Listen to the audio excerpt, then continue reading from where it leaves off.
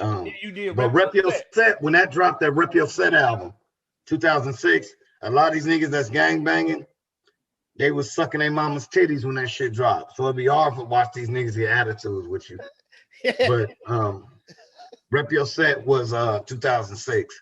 That was the one I sold the most records on because it came out on Universal. So we sold over 1 million records, but oh a lot damn, of paperwork getting put a lot of ways. A lot of niggas that signed their paperwork for them to get their credit. I did.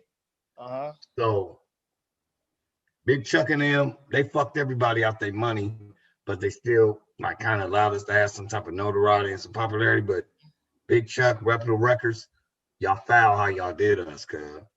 So whoever put out Rep Your Set on Bro the Producer Show, fuck y'all foul. But keep going. So look, you do Rep Your Set. That's pretty much the biggest thing you did. Y'all Me, Jackie Boy, and Baby Bo. Yeah. That means you go platinum. Yeah. That means you go platinum. So you a platinum artist. Whether they like it or not, it's just I don't get the credit because how they did the thing, we got fucked. Right. I get my residuals and I get my motherfucking credit far as me signing the blue and the red packet. But a lot of niggas that they had rapping with some niggas on parole that didn't understand what was going on, so they didn't sign shit, so they didn't get nothing. Damn. So then they look at other niggas. Most of the niggas on that album is dead. Right. Or got a parole violation and never came back home. Shit. But most of the niggas on Rep Your Set are not alive. My favorite song on Rep Your Set is from the West Side Pyru. It's called Nigga What It Do. Just wet. And then I like that On Crib with Home Street Watching them. And my Compton Nutty Block niggas.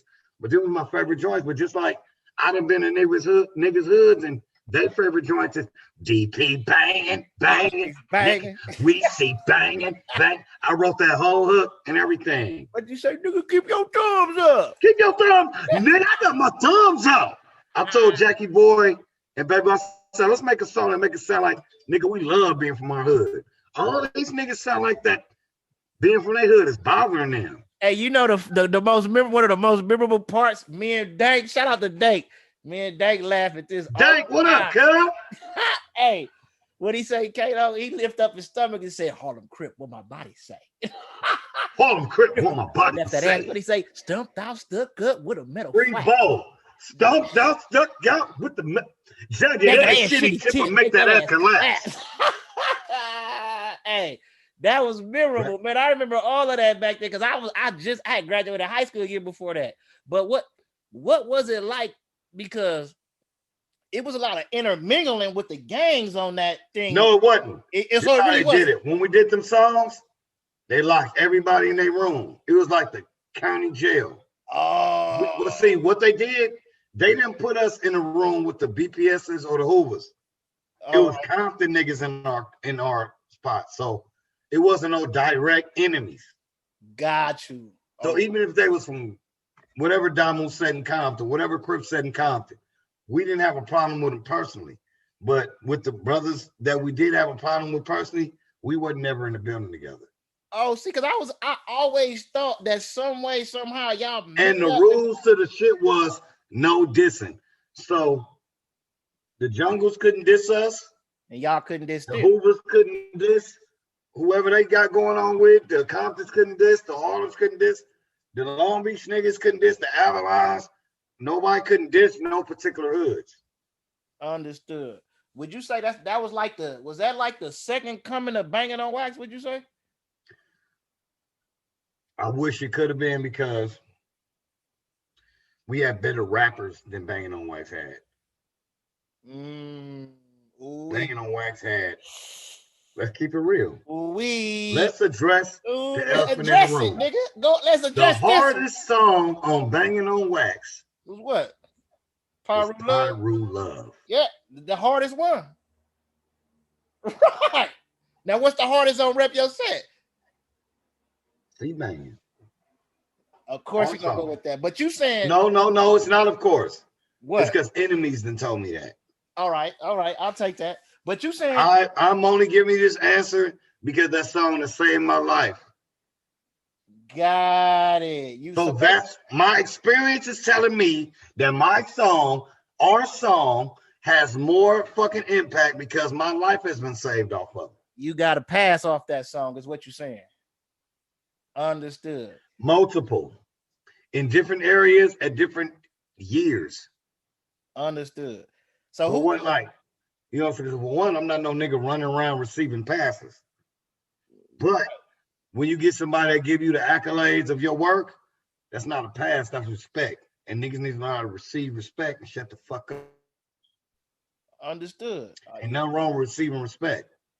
So it's a fine line between what you say, receiving respect and giving the pass or receiving the pass. Yes, it's very fine line because the energy behind that pass you receiving, you're not gonna look at it as you receiving it if you was holding your ground. If you receiving a pass so deep, that means you was in the victim mode of a situation and you just happy to get out of it. So that's a case by case scenario, and that's not for me to judge. Understood. So so back to this real quick, because you said Rep Your Set had the better rappers than Bangin On Wax. Yeah, better rappers than Bangin On Wax, because Bangin On Wax was always the blood niggas had the dopest side, they had the dopest song, they had woo. Yeah. You gotta Rep Your Set. Even in the songs that you thought was weak, the rappers on that motherfucker was dope. Check out that song with the Long Beach niggas. Check out the song with the Nutty Blocks. Niggas could rap. Now let me say this. This is what I'm gonna say, because I remember this shit. I remember them both, right? I remember, of course, Rep Your Set, because I was older when that came out. Now, when I go back and I do my research, because I'm a music connoisseur, right? Now, back in the day, the Bloods had it on lock. You had the Pyru Love. You had the. You talking about Bangin On Wax though? That's not the same shit. It's not the same shit, but somehow, some way, all of that shit started intertwining somewhere. You know why it's fucked up? Because we were specifically told we couldn't diss. Understood. Got you. They wasn't told that. So you can't compare the albums. Because Bangin On Wax, you absolutely right. Because you had Lil Stretch, and then you had Bloody Mary, you had Red Rum. Rest in peace, Stretch. But wasn't Hello, all that. We could not diss. They were the pioneers, so it wasn't no rules. Wasn't no rules. So they was really just happy to get Bloods and Crips on the song, on the album. Right. We were specifically told could not diss niggas' hoods. Hey, would you say LA rappers was the first to start doing that? Because you know that's Chicago do that shit now.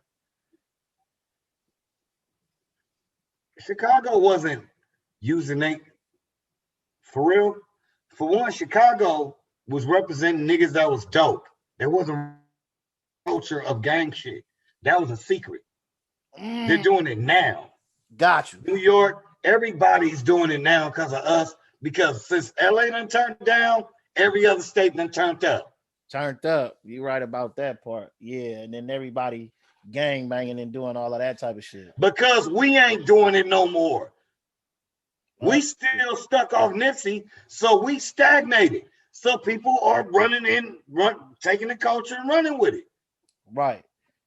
So look, so we go from this, right? This is where we was at. You got shot on 3 different occasions, went platinum with Rep Your Set. You heard it here first. And then